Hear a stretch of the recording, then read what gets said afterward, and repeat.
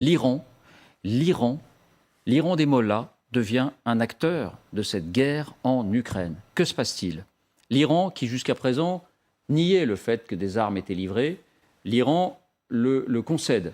Et on apprend même que ces livraisons d'armes vont être amplement augmentées. De quelles armes s'agit-il? On a parlé des fameux drones kamikazes, vous l'évoquiez il y a un instant général, qui font tant de mal aux populations civiles en particulier. Ce sont des drones qui sont rustiques d'une certaine manière, qui ne sont pas suffisamment sophistiqués, et donc on ne peut pas envoyer contre des cibles militaires, ils font du mal aux civils. Donc il y a ces fameux drones, et puis il y a désormais des missiles.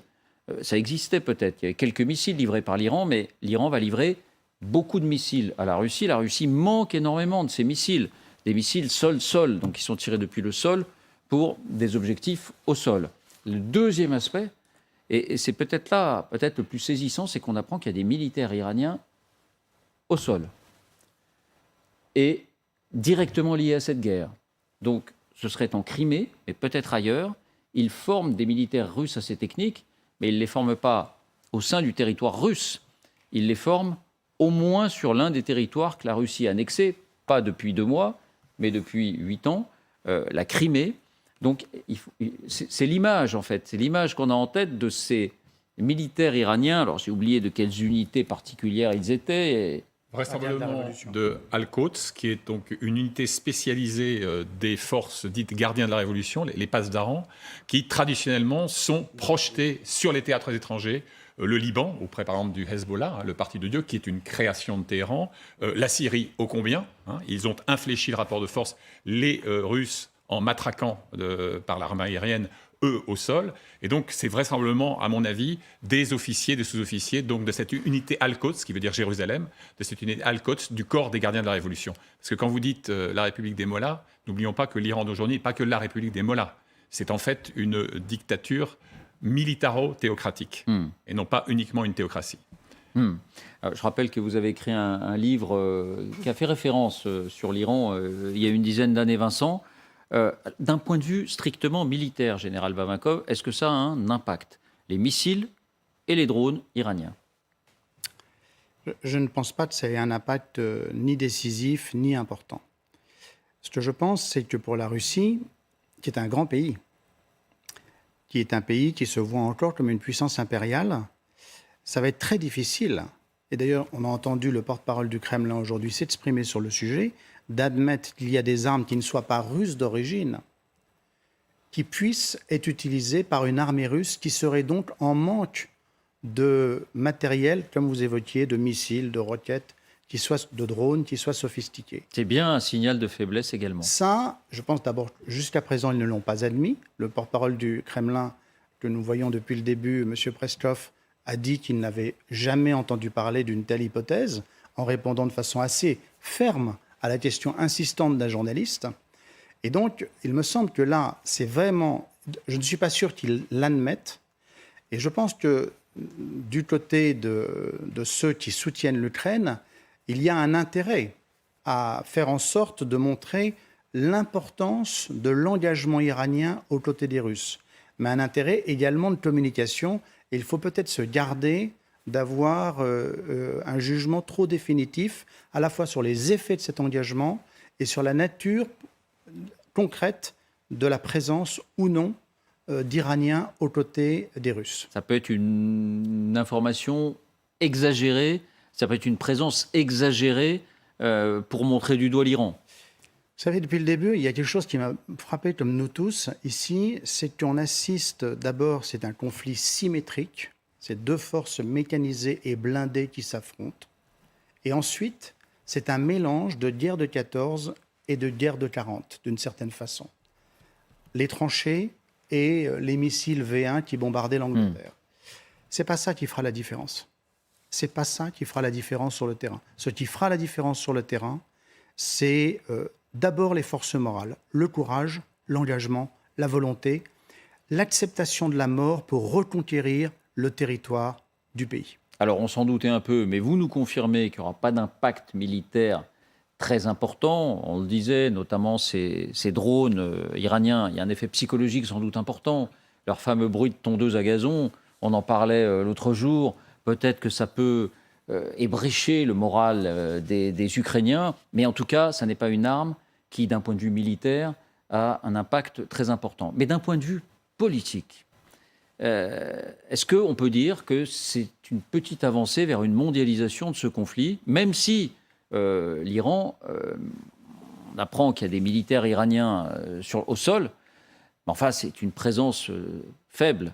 L'Iran ne peut pas être considéré comme un co-belligérant pour autant. Mais enfin, est-ce qu'il y a une mondialisation supplémentaire ? J'ai le sentiment que sur la seule avancée, en tout cas la présence iranienne sur le plan militaire et technique, que ce qu'on puisse dire, eh bien, on globalise le conflit. Pourquoi ? Parce qu'il n'y a pas, pour l'instant, les Chinois ne fournissent pas aux Russes des armes, par exemple. Non. Là, nous aurions quelque chose de très différent. Ensuite, j'ai le sentiment... Oui, mais enfin, l'Iran, vous voyez bien, c'est sûr. ce que George Bush appelait l'axe du mal. Absolument. Mais c'est peut-être, symboliquement, c'est une réponse aussi aux Occidentaux, puisque l'Amérique est derrière. Je rappelle, on est à quelque chose, j'ai repris le chiffre, je crois, quasiment 18 milliards en aide militaire de la part des Américains aux Ukrainiens. Donc on sent qu'il y a une volonté de la part des Iraniens de dire nous sommes aux côtés des Russes parce que de toutes les façons, nous sommes l'axe du mal. Et nous ne sommes pas dans le système international comme vous l'entendez, nous sommes hors système,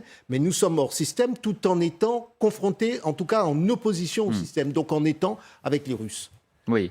Mais alors, du point de vue de la considération de cette guerre, de la réaction américaine ou d'autres considérations, est-ce que ça change un peu la donne ? Qu'est-ce qui peut changer politiquement, pas militairement, Isabelle ? Alors, d'abord, c'est la consolidation de cet axe antidémocratique qui pousse un modèle autocratique dans le monde et qui est formé notamment de la Chine, de la Russie et de l'Iran. La Chine n'a pas voulu le concrétiser pour l'instant d'un point de vue militaire, mais elle tient très fort pour l'instant sur le côté politique. La Chine ne donne aucun signe qu'elle va lâcher Moscou. Et il faut dire aussi que l'Iran a beaucoup à gagner parce que, en fait, l'Iran, en quelque sorte, achète la Russie. La Russie est membre du Conseil de sécurité de l'ONU, qui fait partie de l'accord sur le nucléaire iranien, le JCPOA, que les Iraniens essayent de ne pas signer, et que jusque-là, la Russie demandait aux Iraniens de se conformer un peu plus à leurs engagements internationaux. Alors là, on a une espèce de freestyle, c'est-à-dire que l'Iran se met Moscou dans sa poche. Grâce au soutien militaire qu'il apporte à la Russie, va pouvoir peut-être s'exonérer de cet effort de retour dans le JCPOA et accélérer son programme nucléaire militaire. Donc c'est une des conséquences. Par ailleurs, Vladimir Poutine, depuis le début, on voit bien qu'il cherche à... alors c'est aussi pour des raisons militaires, puisque visiblement son armée ne suffit pas à répondre à l'armée ukrainienne. Donc il essaye d'entraîner dans la danse d'autres pays. Oui. La Biélorussie, ça n'a pas encore très bien marché. Là, il entraîne l'Iran. Et c'est vrai qu'on sent quand même chez lui une volonté de faire pousser le conflit ailleurs. D'élargir le conflit, d'impliquer toujours plus de monde, Vincent. Il y a un côté, les parias parlent aux parias quand même. On a une sorte d'union sacrée des ostracisés de la planète. Alors, il fut un temps pas si lointain, je m'en souviens, où l'ambassadeur de Russie à Washington considérait qu'une livraison de missiles d'une portée de 300 km par les Américains aux Ukrainiens serait une entrée dans la guerre, il disait dans la confrontation militaire directe. Or, s'il est exact que les modèles de missiles qui sont envisagés ou qui sont livrés sont le Fateh 110 et le Zolfahar, respectivement 300 et 700 km de portée, eh bien, retour à l'envoyeur. Dans ce cas-là, ça veut dire qu'on est effectivement dans la doctrine de la co-belligérance telle qu'elle est vue à Moscou. Deuxième remarque, et je m'arrêterai là, on en est quand même au stade où, pour essayer de sauver son opération militaire tellement spéciale, Vladimir Poutine mise sur quoi ?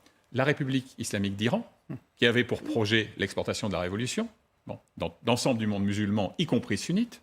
Il mise sur les Tchétchènes de Kadyrov, dont le père Aramat, ne l'oublions pas, a émis une fatwa, lui qui était un imam sunnite, justifiant le djihad contre la Russie, quand même, et qui d'ailleurs obtient en échange de sa facilité la possibilité d'islamiser la société tchétchène, et les voyous que son ami Prigojine va recruter dans les colonies pénitentiaires russes ou rapatrient de République centrafricaine.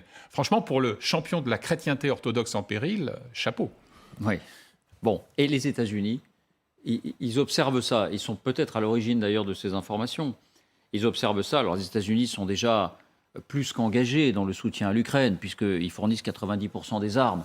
À défaut aussi, parce que l'Europe n'est pas capable Mais est-ce que de s'aligner sur l'aide américaine. Est-ce que cette perception de la présence iranienne comme acteur de ce conflit peut changer quelque chose de leur côté? Il me semble que dans ce qui vient de se passer dans les jours précédents, il y a une fuite en avant. Il y a une fuite en avant. De la part de qui? De la part du Kremlin. C'est vrai. Parce que, depuis le début, nombre d'observateurs avertis ont souligné que le président Poutine ne trouverait son salut que dans le chaos. L'instauration d'un chaos dont les effets collatéraux ne sont jamais maîtrisés à l'origine. Et là, en l'occurrence, on sent bien que derrière l'engagement de l'Iran aux côtés de la Russie, il y a aussi quelque chose qui ressemble à une négociation dans le domaine du nucléaire. Probablement, me semble-t-il. Parce que, évidemment, dans les négociations qui ont lieu avec l'Iran depuis de nombreuses années, sur lesquelles on va pas avec revenir Donald Trump, les États-Unis étaient sortis de l'accord. Il était Absolument. question d'y revenir. Les États-Unis vont-ils y revenir si l'Iran est de cette manière impliqué dans ce conflit? C'est un énorme point d'interrogation. Oui, puis la Russie est co-signataire. La Russie est co-signataire. Et donc là, on sent bien que derrière tout ça, il y a un mouvement qui s'opère. Je crois que là, pour le coup, il faut rester extrêmement factuel et s'en tenir, au fond, à ce qui va se réaliser, se faire sur le terrain ou pas. S'il y a des effets décisifs de l'engagement iranien, il y aura une réaction. Il y aura naturellement une réaction. S'il n'y a que des effets épouvantables, comme on l'a vu ces derniers jours, Mais marginaux, d'un point de vue militaire, d'un point de vue du rapport de marginaux d'un point de force vue militaire, mais épouvantables, je pense que les choses s'équilibreront d'elles-mêmes. Un mot encore là-dessus, puis on enchaîne, Jean. Il y a un phénomène additionnel de politique interne américaine. On aura la réponse dans quelques jours, David. Si vous le voulez bien, ça sera au soir des élections de mi-terme, puisque les républicains, tout en disant qu'il faut défendre l'Ukraine, etc., disent il n'est pas question de donner un chèque en blanc, parce que vous comprenez, le peuple américain rentre en récession, nous sommes en récession, et il faut d'abord commencer par s'occuper du peuple américain. C'est l'un des leaders, si les républicains venaient à récupérer la Chambre des représentants, c'est ce que disait le futur speaker, celui qui remplacerait Nancy Pelosi. Donc là, ça, c'est un facteur de politique interne qui aura son importance par rapport à l'entrée de l'Iran dans le... Je résume. Poutine est obligé, Poutine se résout à évacuer Kherson. Poutine se résout à augmenter massivement les importations d'armes iraniennes, parce qu'il n'en a plus. Poutine se résout à ce que son chef des opérations, de cette opération spéciale, avoue que l'armée russe est en état de difficulté. Alors, quelle réponse? Eh bien, il y a une réponse, aujourd'hui même, et c'est un nouveau pas dans l'escalade, peut-être pas aussi important que ce qu'on a vécu ces derniers